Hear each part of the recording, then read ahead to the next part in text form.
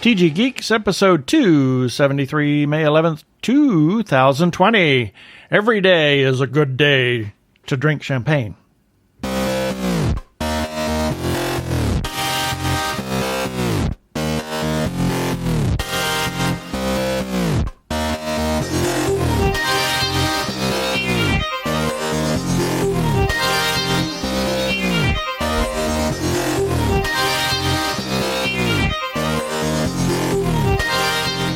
Hello and welcome to another webcast from tggeeks.com, where Ben and Keith, the Two Gay Geeks, talk about all aspects of geekdom and nerdery, sci-fi, comics, film, horror genre, and everything else. You name it, we talk about it.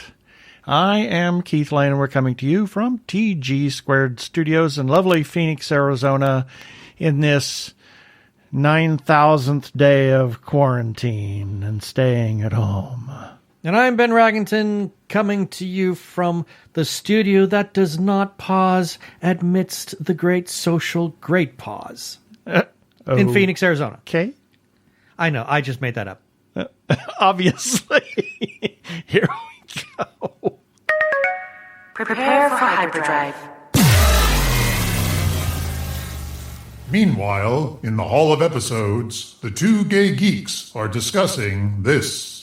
Well, in this episode, we are going to talk to a friend of ours, Mona Elyafi, and we're going to talk about champagne. And we ran an article recently about her recent accreditation as a champagne expert, and we wanted to talk to her.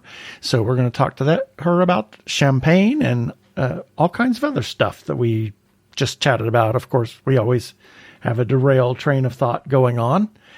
Have a birthday shout-outs, a featured podcast of the week, and the feedback, regular shout-outs. In the second segment, if we have time, hopefully we'll have time, I got something that we can talk about. I put on the list. I saw it. We'll do a weekly recap and then our regular shout-outs. So let's just get on with it.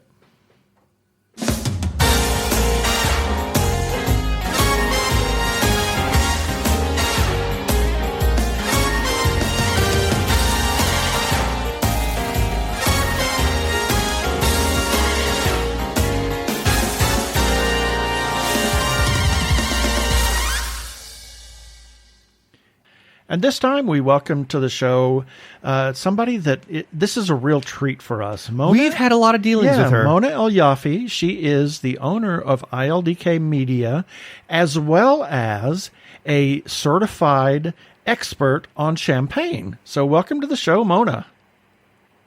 Thank you. Good to be with you. Yeah. So tell us, who is Mona Elyafi? You can give us a little brief rundown of who you are and kind of... Very brief. Yeah, the elevator pitch. Exactly.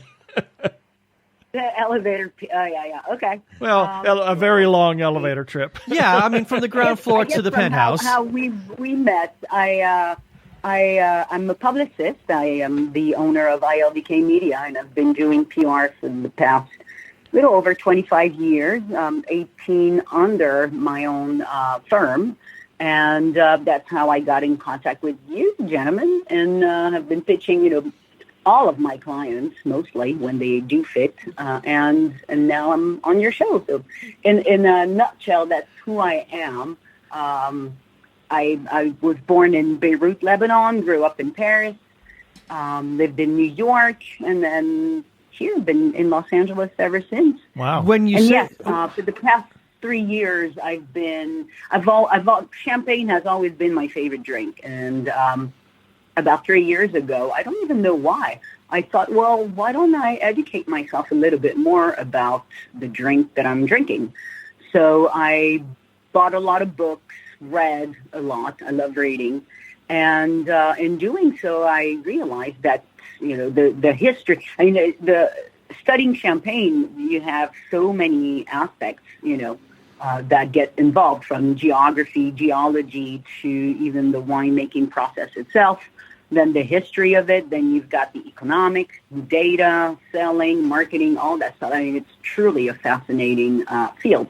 But for me, really, my passion is into the history And when the confinement started, a lot of what we were going through reminded me specifically about World War II and what Champagne went through. So I was talking to my wife, who's a producer, and she said, well, why don't we put together a sort of a mini docu-series, on YouTube that would retrace the history of Champagne. So we do those mini segments that talk about one character or maybe one period throughout the history of Champagne.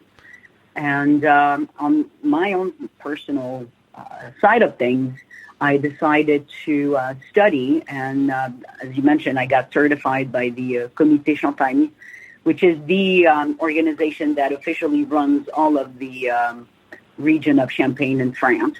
Wow. And now I'm taking the master's study with Wine Scholar Guild. So that's more on the U.S. side. Right. That's fascinating. So, gosh, where do we start? I don't know. You covered a lot of ground right there. Yeah. I was Yeah, amazed I did, at didn't that. I? Okay, the interview's over. We know everything we need to know. You did touch on something. You did touch on something that I thought was kind of interesting, and you made the mention to World War II. Now, obviously, France was a major battleground at the time during the war, and I'd hate to think that because of the battles that took place there, what kind of an impact did that have on the champagne industry? Well, this is what's really fascinating about the region of Champagne is because they're so close. It's so close to the German border.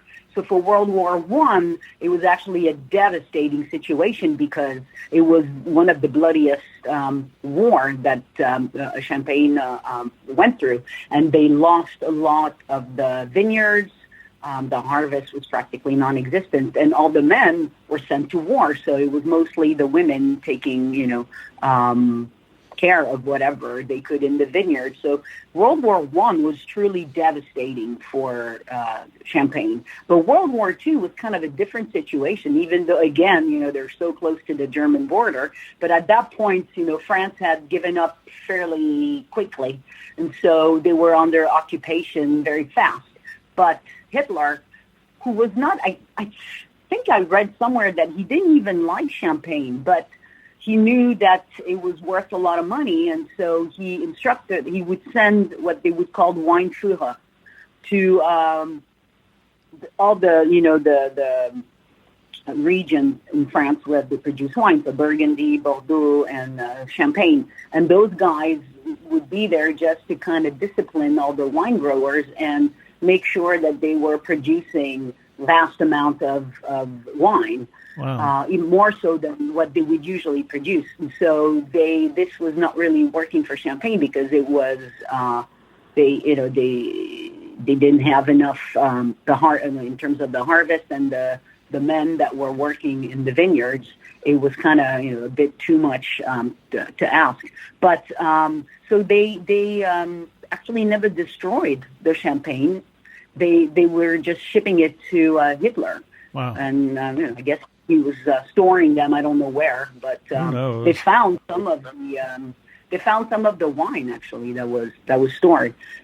So the Champagne, and another thing that I found out during World War II was that Champagne became sort of the headquarters of the Resistance because of the crayères, which are the cellars that were constructed underground, massive cellars that cover rocks. Yeah. In Champagne, they were built by the Romans. Interesting. So that's kind of little catacombs, if you will. The whole history is fascinating. Yeah. Huh? So kind of like the catacombs, the Champagne catacombs. Yeah, exactly. It's so true. Yeah. So I guess the UNESCO declared that the region of Champagne and the crayères and the vineyards are part of the World Heritage. Wow. So so clearly the champagne industry was not too badly damaged at all during World War II, but you made mention about World War I and how entire vineyards were just wiped out. How long did it take for the industry to recover from something like that? Because obviously there's the entire replanting, and obviously just because you plant a vineyard doesn't mean you can turn around and harvest it right off the bat. I mean, it takes time to get that entire industry going. Yeah, they were still. I mean, they were still harvesting. Like I said, it was mostly the women and the kids the children that were on the field and doing the work. So on top of that, I think if I recall, they didn't have the weather was not that good. So that's pretty much the whole history of Champagne. That's why I also find it very fascinating. Is that it's representative of a product that's so. Emblematic of celebration, wealth, and happiness, and success. It had humble beginnings and humble portions of its history. Yeah, and it's a region that suffered so much through ups and downs, but it's truly a story of survival, actually. Right. So they got lucky, I think, after World War I, because you had the Roaring 20s. Right. And so that was, all celebration, and then Champagne was put back on the map, and it was very good for winemakers. That's a really great point that you just made, because today obviously we look at Champagne as being this very celebratory drink. Is it because it managed to endure? I mean, what was the cultural the viewpoint of Champagne prior to World War I? Was it just another drink, or was it always held, because of its sparkly nature, was it always held slightly above just drinking wine? So tell us, actually, I'll add to that. It started really because it was the wine that's always been associated with the royals. Back to the time when Clovis became the first king of France and was crowned at the cathedral in Reims. Reims is the capital of Champagne. And, of course, they were drinking the wine of Champagne. Back then, it was not even bubbly. It was most likely red and still wine. But the association with the Champagne, the drink, with the king started there. And so it positioned the Champagne as, to an advantage over Burgundy and other wines. Then if you go through history, you actually have this whole war between Champagne and Burgundy to, be the wine that the king would be drinking. But mostly it was, it's always been Champagne that was at the forefront in terms of being the favorite drink of the royals. Right, and it was... So I think from that point of view, it was always looked at something very prestigious and of nobility as well. Yeah, you also mentioned in one of your videos that the Tsar of Russia was interested in Champagne, and obviously during the prior to the revolution, the kings were all drinking Champagne, and it became the drink of Versailles. Isn't that what you were saying? Yeah, absolutely. From one king to the next, it was mostly always Champagne that was, and then when they started to expand and open trade, then a lot of the Champagne makers decided to expand, obviously, and found that Russia was, in high demand. They love Champagne, so it was a very prosperous market for them to go after, and that was actually one of the, and in England as well. All throughout the courts in Europe, Champagne was the drink to drink. Right. And then, like the last episode that I talked about was Champagne Charlie, who's the first one who actually brought Champagne or introduced Champagne to America. Right. So his name was Heidsieck. Now, what's the difference between the Piper Heidsieck and the regular and just Heidsieck? Oh, well, I think we kind of need to define that, because I don't know what those terms are.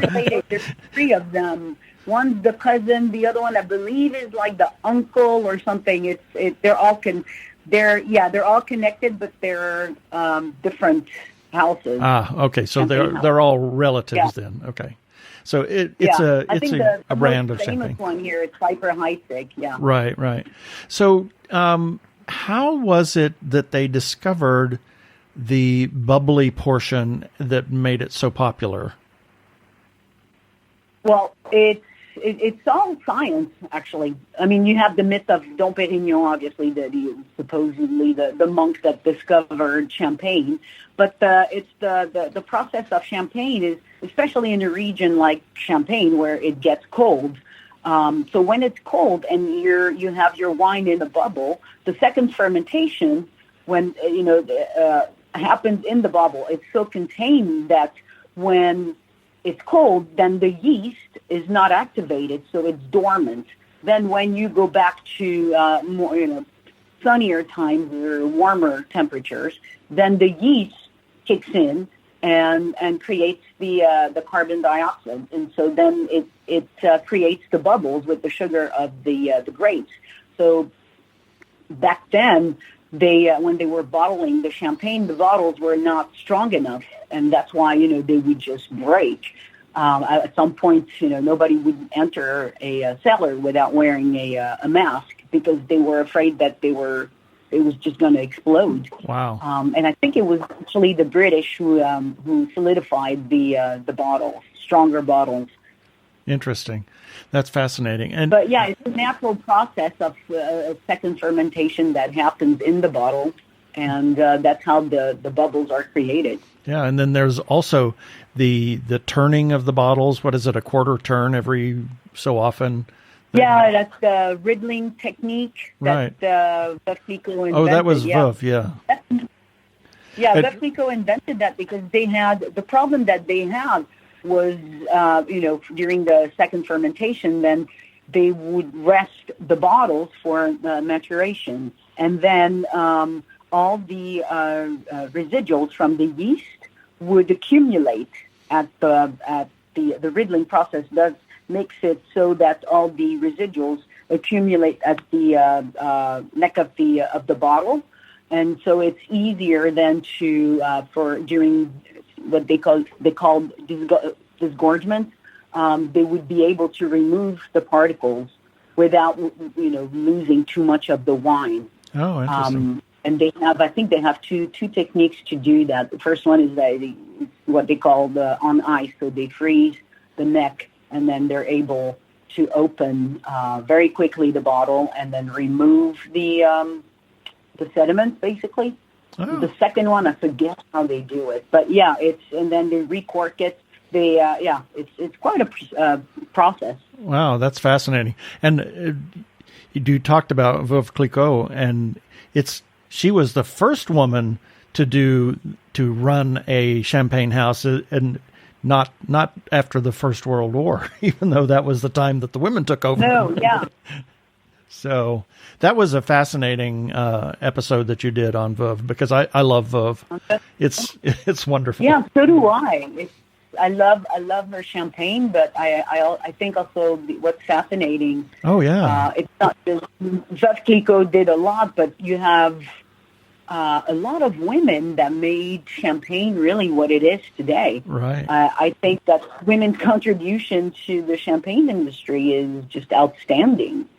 And I did, some research, and I thought that not a lot of people had talked about it, but you do have a few articles that do salute, all the women behind the champagne industry that brought it to where it's at today. Yeah. And continue to do so. I was looking at, I forget her name now, it was just recent, but she's running the House of Krug. And what she did to kind of reboot the business is it's outstanding. I saw that article too. I'm still researching. Yeah. There's a woman that's running Krug right now. So that was fascinating. Yeah, she's Argentinian. I think her last name is, for God's sake, no, I can't remember. Yeah.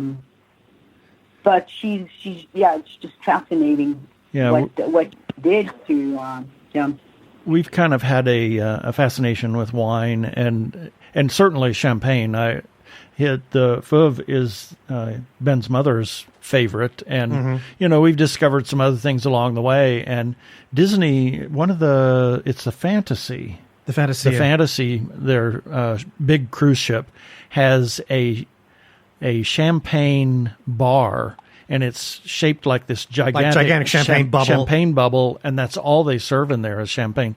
They have some champagne cocktails too, but we've done a champagne tasting on one cruise that we did, and another we one did it on two. Yeah. To be honest. And then we also, when we did a cruise, we ate in Remy, which is their high-end French restaurant. And they were doing a special that you could get a signed bottle of the Chef de Cave of Moet and Chandon.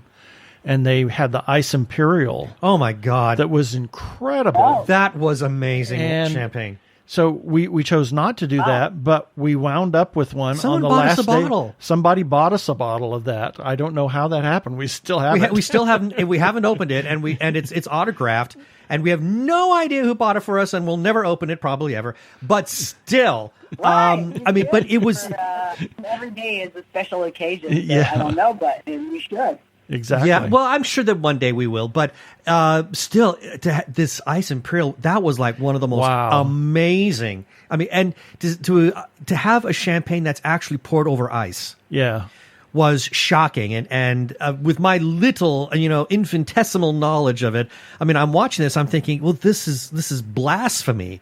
And then I started drinking, and I thought, okay, this is not blasphemy. Instead, it's a revelation. Yeah, it's just a few ice chips, and then they pour the wine over it, and the ice, I guess, opens the wine up a little bit. I don't know. It was they kind unlike, of explained it, and it was just fascinating. It was unlike anything I'd ever drank before. I mean, it was really spectacular. I don't know if it's still sold, but it's called Ice Imperial. It's a Moet in Chandon. So, oh wow, interesting. Have to check that one out.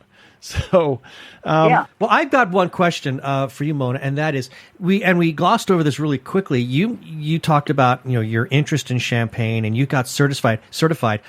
What was the process? In case anybody listening to this thinking, I kind of want to do that. What was the process for you?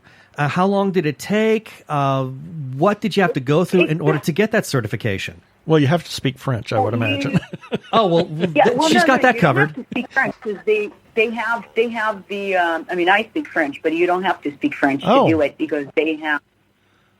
You go on their website and you register. You can take. You choose what language you want to follow the classes in, and so I actually chose English.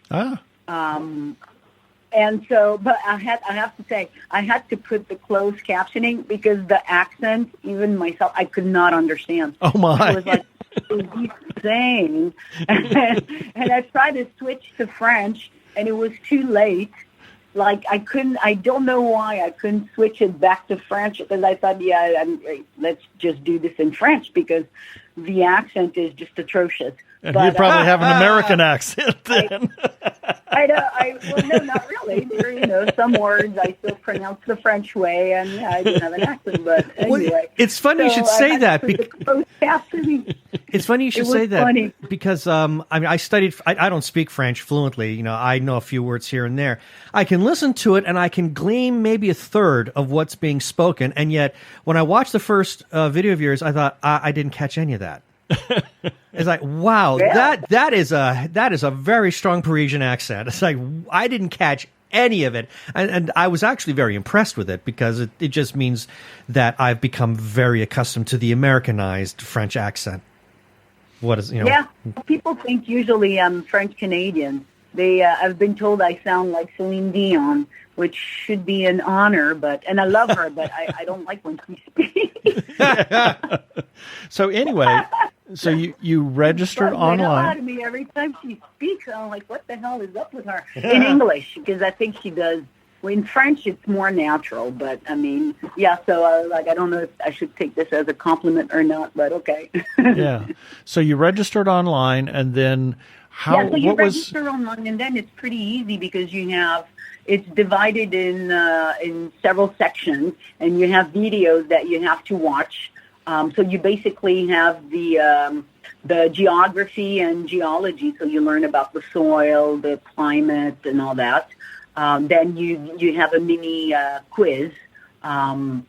You're not graded at that point, and then you can choose to follow the classes without taking the exam at the end. Or if you do want to take the exam, then you have to pay a fee, which is not that much. And then, at the end of all the classes, the entire program, you take that test that is a bit longer than the little quizzes. So if I recall, it's divided in 4 sections. Like I said, you have the geography, geology, history, economics, and then tasting and diversity. And you also learned a lot about all the legalities behind champagne and the organizations that have been created, what they do and why, and how they operate and all that stuff. So it took me 3 weeks, and I was at it. I would do that because I still have to do some PR. So I was working every morning. I was studying every morning, weekdays. And after that, it was, 3 weeks and a half, because I started at the beginning of the COVID confinement thing. So, and then finally, when I was ready, I took the test. That took about, I'm going to say, maybe 45 minutes to take, because they divided per section that you've studied, but you have to take it in one sitting, basically. And you have maps, and you got to put the names of the areas and things like that. So it's pretty thorough, actually. Wow, fascinating. Interesting. So you're going to go for the master's now. Now I'm studying, there's this other program that the Wine Scholar Guild has put together. They have several classes, actually, that they teach. It's a bit more expensive, but I got the manual, and I've been studying, and they go into more details about, for instance, the soil, and things like that, climate. And so it's, obviously, if it's a master level, it's a bit more complicated, I guess. Yeah. I don't know. But I love to study, so that's not. Yeah. I just love it. I was never one to complain about going to school. Strangely, but I was not a kiss out. I was part of the rebels. Well, this has been a fantastic conversation, and obviously, because it's a subject that we're all passionate about. It's something that we could continue talking about for some time, but unfortunately, we're out of time. Yeah. So I would ask. Well, I just want to thank you. I just want to thank you for recommending the Gruet, because we've been drinking and I'm not one to like rosé, but the rosé is actually really good. Really? And I know it's not a champagne. It's a sparkling rosé is really good. So I wanted to thank you for that. Sure. Oh, that's a recommendation. Buy it. I love sparkling rosés. Oh, yeah. So anyway, if people want to learn more about what you're doing, obviously we touched a little bit about the I can't say it, media group, the media group that you own. And obviously you've got your YouTube channel. Where can people follow you to learn more about what you're doing and learn more about champagne? Well, they can follow me on Instagram. It's at ILDK Media. And also on YouTube, it's my full name, Mona Elyafi. But yeah, mostly Instagram, they'll have all the info there. Great. Very good. This has been fascinating. Thank you for being on the show. Well, thank you for having me. It was very lovely, and I always enjoy talking to you guys. Thank you. This is Chuck Tomasi, author of Podcasting for Dummies and host of Technorama, the podcast for geeks. And you are listening to the Two Gay Geeks, because geek is better than cool. With the voice that Chuck was just putting, is that what a geeky Klingon sounds like? Probably. Yeah, I thought so. That's his podcast voice. Yeah. So anyway, that was a really fascinating conversation. It was a great conversation. I love champagne. Well, I did too. I enjoy it too, but it was fun to talk about its history. Exactly. And check out her series on YouTube, Mona Elyafi. Just look her up. And she's got like 8 episodes now. So something like that. They're real short. Some of them are, I think the longest one is 11 minutes. But they're most 5, 7, 8 minutes. Yeah, but each one is very interesting. Yeah, it certainly is. And here's a few selected birthdays for May 11th, 2020 through May 17th, 2020. May 11th, Corey Monteith, actor. He was in Stargate Atlanta, Supernatural, SG-1, Smallville, Kyle XY, Flash Gordon TV series, and Glee. And unfortunately, We lost him. Yeah, we lost him to a heroin overdose in 2013. We were in... it was on my birthday of all times, too. Yeah. And he was actually a Walmart greeter at one time before he became an actor. Yeah, he had a disease. Yes. And, so we shouldn't be, saying anything negative about him. No, it was an illness. He struggled with drug addiction since he was a teenager, so a young teenager. Also on May 11th, Richard Feynman, a physicist, Nobel Prize for Quantum Electrodynamics. He used a pictorial representation to describe the mathematical expressions of the characteristics of subatomic particles. You see all those weird diagrams about particles and whatnot. Those are Feynman. What are they called? Feynman diagrams. He pioneered the field of quantum computing and introduced the concept of nanotechnology. Ah, okay. And, he died in, 88, so this was way ahead of his time. Way ahead of its time, exactly. Martha Graham, choreographer. Martha Graham. Exactly, a dancer. She basically is credited as being the creator of the modern dance movement. She was born in 1889 Really? Yeah, and died in 2001. No, when did she? No, she was born in early 19. Anyway, whatever.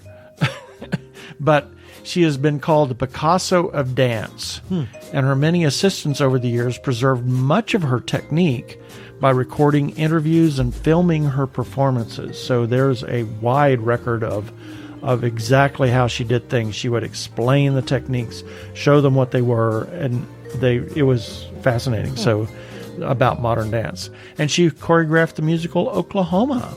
Oh, indeed. Yeah. Also on May 11th, Salvador Dali, surrealist artist.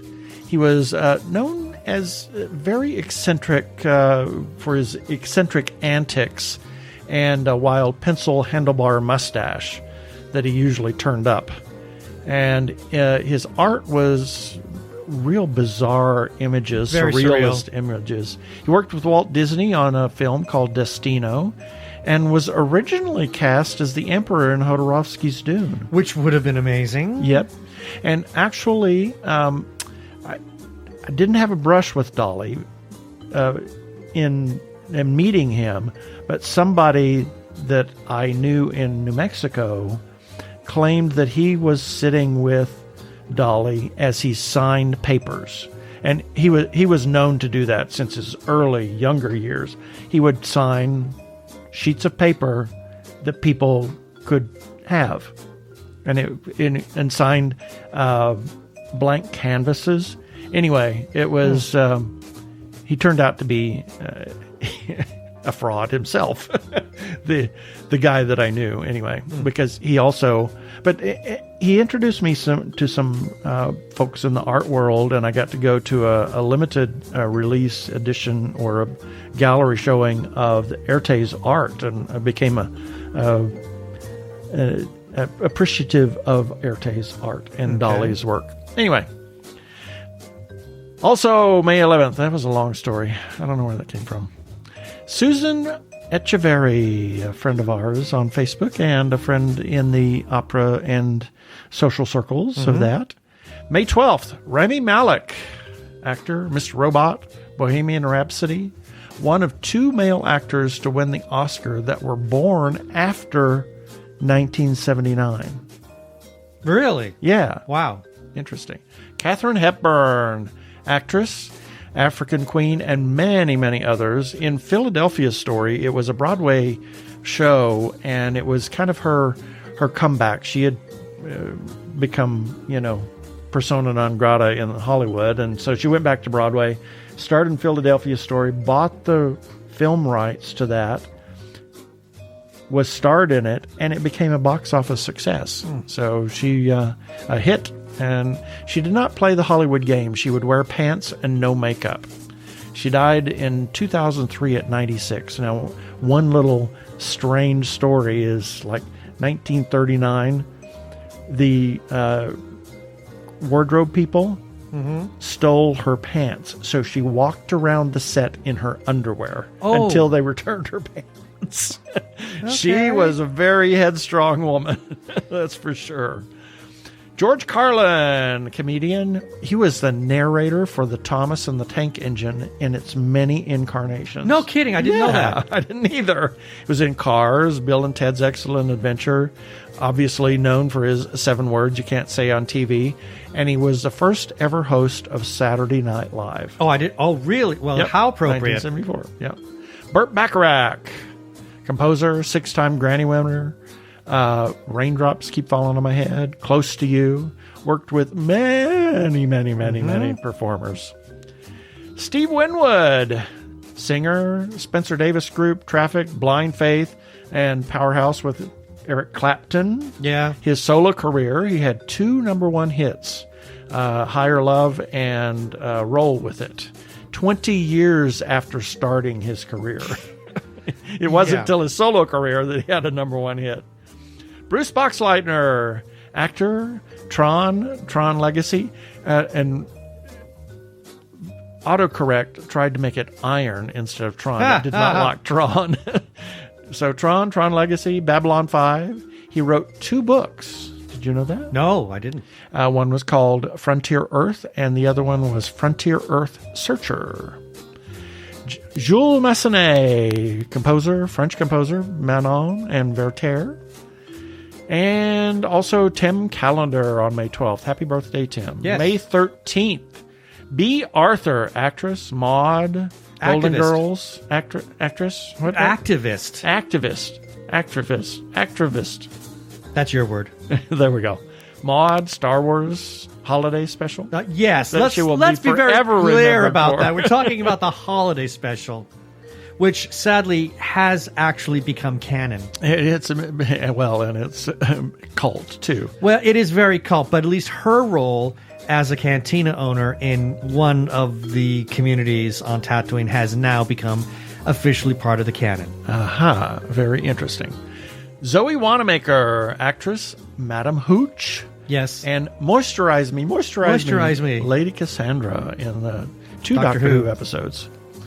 Tim Pigott-Smith, actor, known for V for Vendetta and a couple of other things. And John Echeverry, Susan's husband. There you go. How about that? May 14th, George Lucas. May 14th is actually the real Star Wars day. Because George Lucas' birthday. May the 14th be with you. Exactly. May the 14th. How do you say that? He was writer, director, THX 1138, American Graffiti.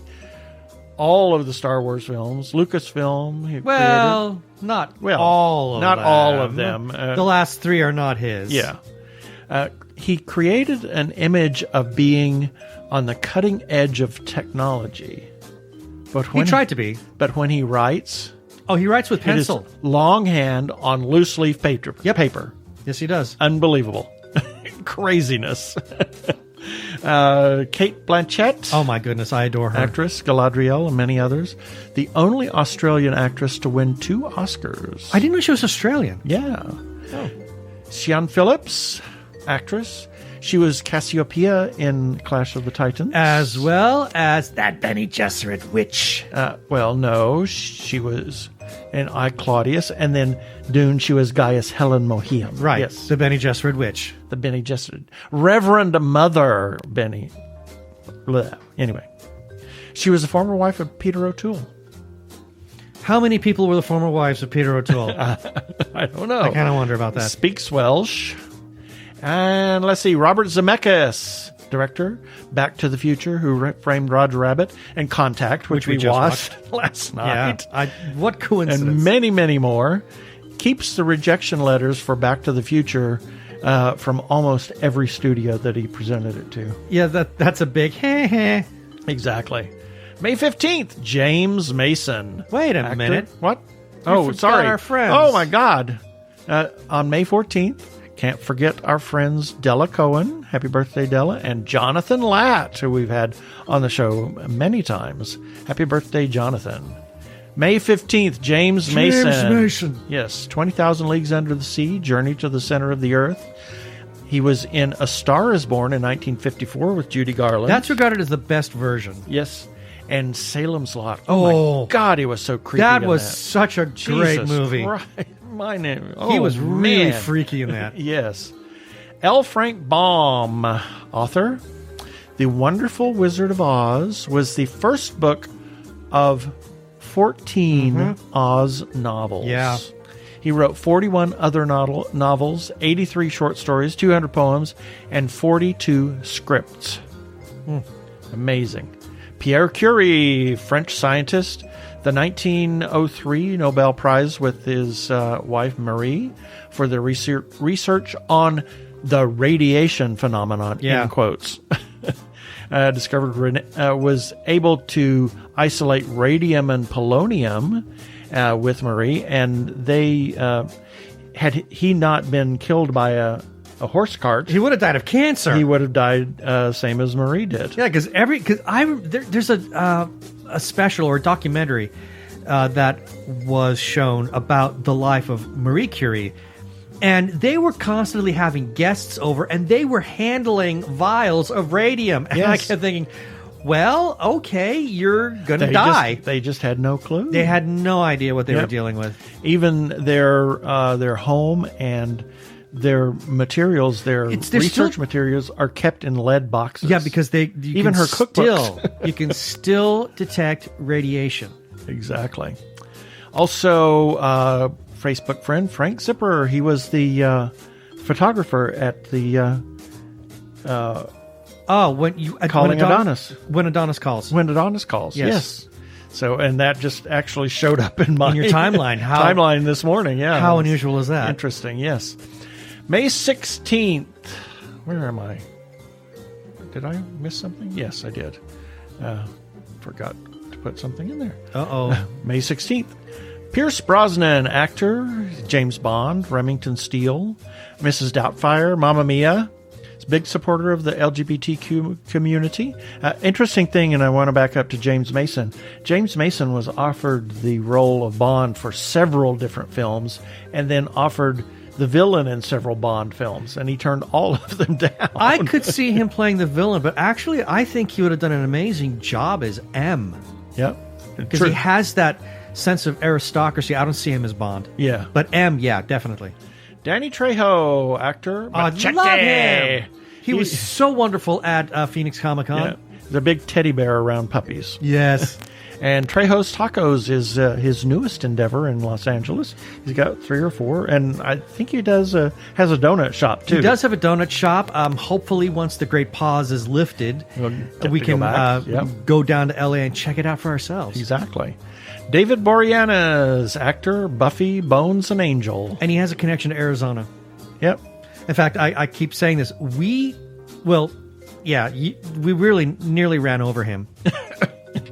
We were at a Texas Roadhouse restaurant, and we were leaving, and he happened to just be with some other people there, and I was amazed at how not tall he is. Yeah. He's surprisingly not that tall. Yep. Although on television he looks like he's a giant, but that's the one claim to fame we've got, that we nearly ran him over. Yeah. And then Liberace, pianist. He was a fabulous pianist, flamboyant lifestyle. I mean, way over the top. One of the highest paid performers of his time. Kept his sexuality under wraps, even almost till the day he died. Yeah. He died of AIDS, complication of AIDS, and sought no treatment, and just, until the very last day of his life. Yeah. So it's sad. Then a good friend of ours, Joan Byron. May 17th. Bill Paxton, actor, Aliens, Twister, Agents of S.H.I.E.L.D., Terminator. The only other actor besides Lance Henriksen, whose birthday was last week, to appear in Alien, Predator, and Terminator films. That's right. And then we have Craig Ferguson. No, everybody's favorite Scott. Late Late Show host, How to Train Your Dragons movies. He was in Brave. He was in a band with Peter Capaldi. Yep. He plays the drums, and he's a huge Doctor Who fan. Yeah, it's so... One of my favorite memories is watching the Craig Ferguson show, and he had another Scott, friend of his, Bill Connolly, come on the show. And Billy's accent is still pretty pronounced. Craig's had become sort of diluted. Yeah. But within 10 minutes of these two talking to each other, you could not understand a word coming out of either of them. It was fascinating to watch. Yep. And then we have Bill Bruford. Dr. Bill Bruford, by the way. Bill Bruford. Yeah, he's a professor. Aha. And then Birgit Nilsson, opera singer. Oh my She God, you were laughing sang crazily when you were reading her. Lots of Germanic parts. Electra, Tristan and Isolde. When you were reading her history, Brunhilde. you were just laughing crazily. Yes, known for standing up to conductors.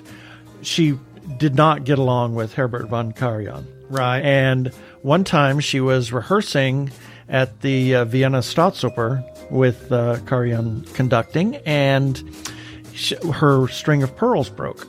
Mm-hmm. And as he was helping her pick them up, he says, "Oh, are these real pearls you bought with your fees from La Scala?" Mm. And she replied back, "No, these are fake pearls that I bought with my Vienna Staatsoper fees." Oops. Ooh. She was a character. But obviously she got along with James Levine. Oh, yeah. She loved him. And she died at 87 in 2005. It's amazing. And then we have Facebook friend Carolyn Thomas, Randy Davison, and Joseph Gaxiola. Happy birthday, Joseph. And that's it for the birthdays this time.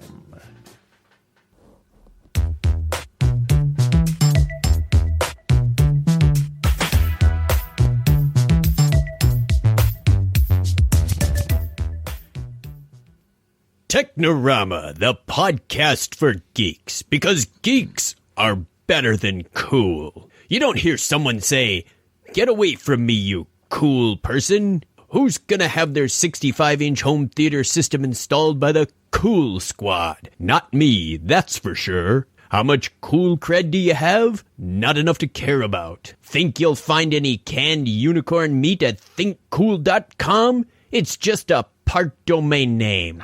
They don't even have roadkill in a paper cup. That's why you need to start listening to Technorama, because that's what geeks do. Go to chuckchat.com and listen to Technorama before you turn cool.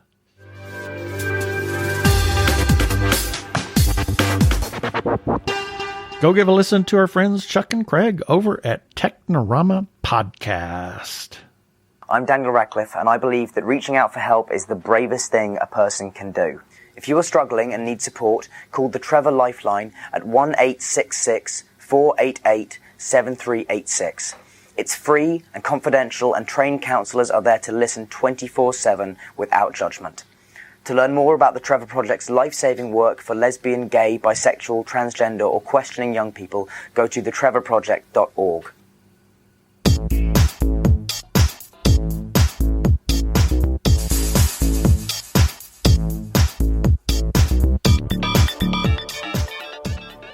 Got a little bit of feedback here.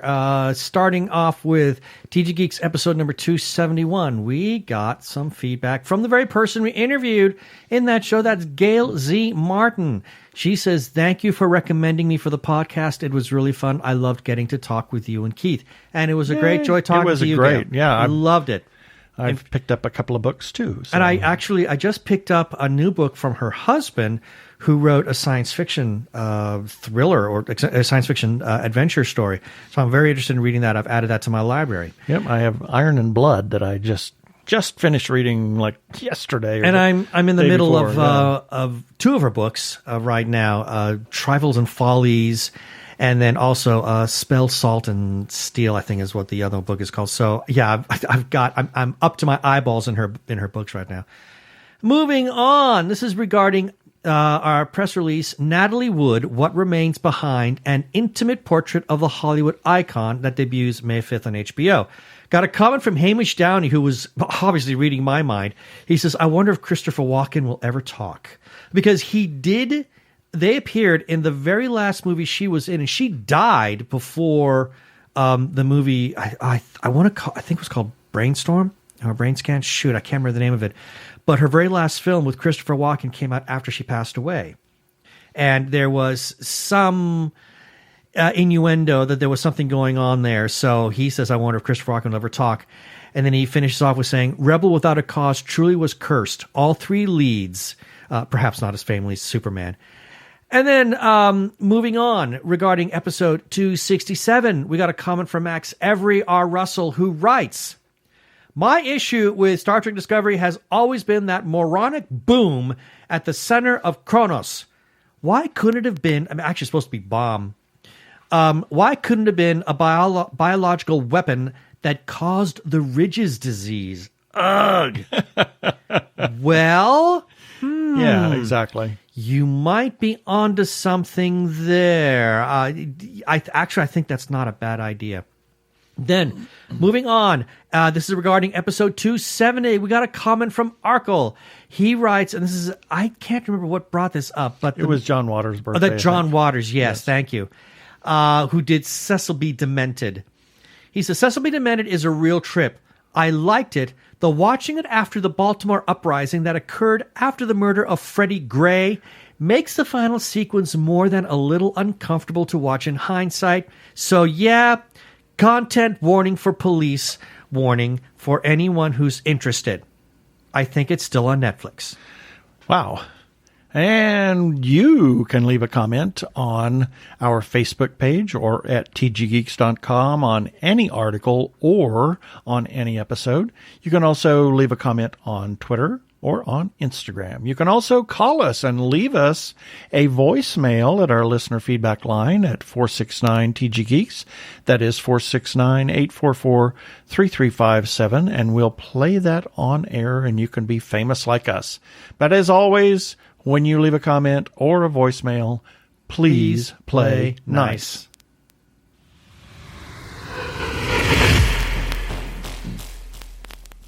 As everybody knows, we are huge supporters of independent creators, whether it's filmmakers, comic book artists, writers, or others.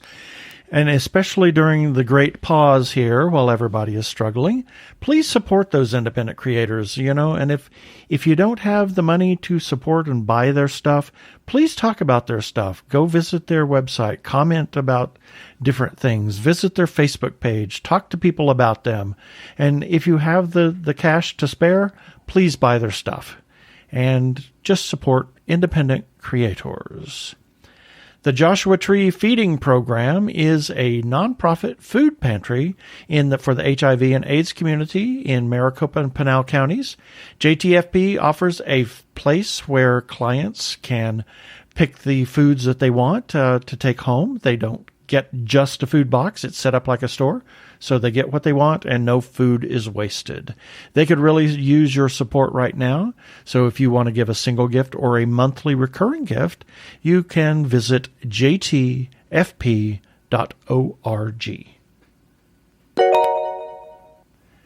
If you are trans or are questioning your gender identity, and if you are in crisis or are feeling isolated and need someone to talk to, or you know of someone in a similar situation, there is a special hotline just for you. The hotline is provided by translifeline.org and staffed by trained counselors who are transgender themselves. The hotline in the U.S. is 877-565-8860. In Canada, it is 877-330-6366. Or you can go to translifeline.org to learn about the important work they are doing. Please reach out for help.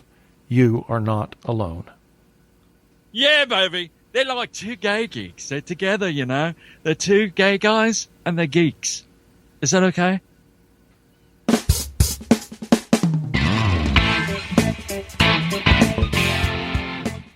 I'll let you take this. We'll have a minute to talk about something. We Actually, this week was released Raising Buchanan, and we bought a copy of it so that we can watch it again and again. Mm-hmm. We saw that originally when it had its world premiere at the Phoenix Film Festival last year. I think was yes, was it last year? Yeah. I can't recall. And it was a award winner, and it was a scream. Oh my gosh. Watching it again, it was just as funny, and wow, the talent. It's a homegrown Phoenix product made here in Phoenix, and actually they got some great talent. They got Renee Auberjonois and M. Emmett Walsh to be in that film, and as well as there are others. I can't even remember the name of the. There was some sort of officer that our star character had to go see all the time. She had to report to him like on a weekly basis. I mean, he's been a character actor for years too. So yeah, there's a lot of really great great acting talent in this movie. And as you said, it's funny. And I remember there was one scene that we watched when we saw it in the theater that was just so visually bizarre that you and I were in sheer hysterics the entire time, to the point where the filmmakers actually heard us laughing quite loudly. It's a very funny movie. It is just, it's craziness. It's craziness on a stick. Mm-hmm.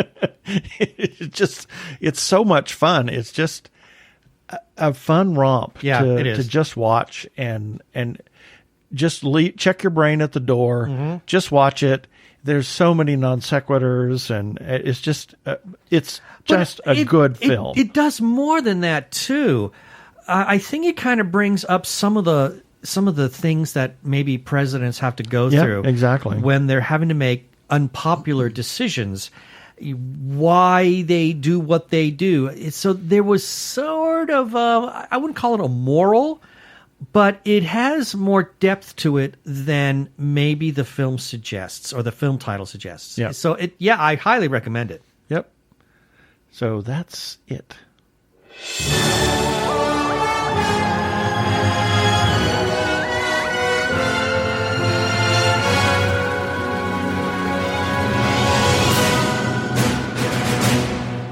And it's time for our weekly recap.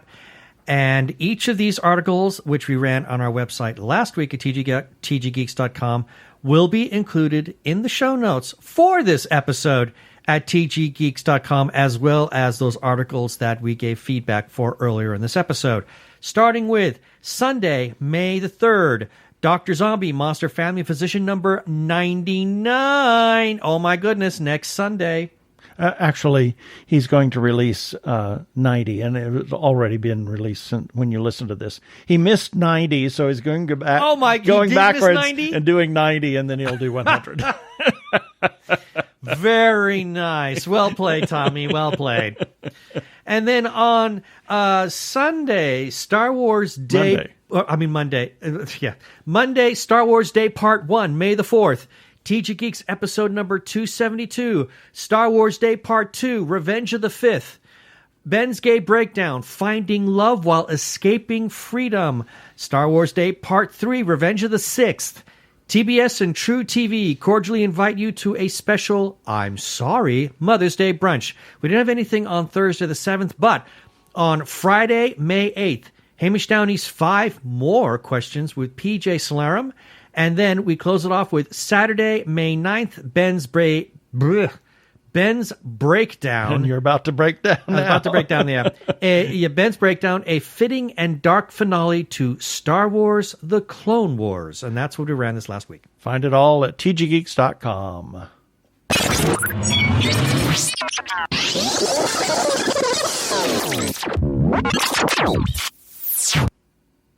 Oh, sorry, it's my turn again. I'm not paying attention. Yes, we have some shout-outs that we need to make. First, the Arkle Times Post-Dispatch News is put up by the Human Arkle, who you heard feedback from a little bit earlier. The Arkle Times Post-Dispatch News sometimes republishes our content, so we like to give Arkle a bit of a shout out here. You can find the Post-Dispatch News by finding him on Twitter. You do that by searching for Arkle at ARKLE. He also has a Shameless Cash Grab Season 4, and you can find that by going to youtube.com/Arkle Studios. And he just had episode 4, Columbus Day. Should be doing a wrap up in a couple of weeks, and he is continuing to play the game Trick and Treat. And he's on episode 4. Yes. Anything you want to add to that? No. Okay. We also need to give some shout outs to a couple of Facebook groups for allowing us to post our episodes and relevant articles on their pages. First, Two Gay Geeks After Hours. We must give their moderators huge thanks and props for literally saying that we can share away our content. And their URL is facebook.com/groups/Gay Geeks After Hours. And then to The Gay Geek for also allowing us to do the same. And their URL is facebook.com/groups/The Gay Geek.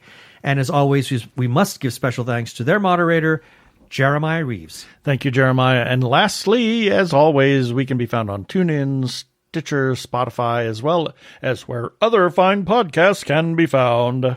Also, check us out on Krypton Radio at 3 a.m. and 3 p.m. Pacific Time on Tuesdays, and listen to their other fine content. They are a 24-hour geeky internet radio station. Please rate us and review us on iTunes, and don't forget to subscribe to our YouTube channel, where you can play our episodes and surf the internet on your device.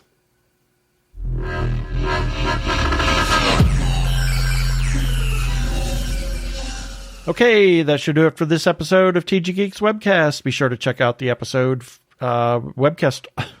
Check out the article for the glad webcast it's not episode. just me. We will have several links on the page that Ben talked about. And remember, you can comment on our Facebook page or our website, tggeeks.com, or leave us a voicemail at 469-TG-GEEKS. That is 469-844-3357 from TG Squared Studios. I'm Keith Lane. Thanks for listening.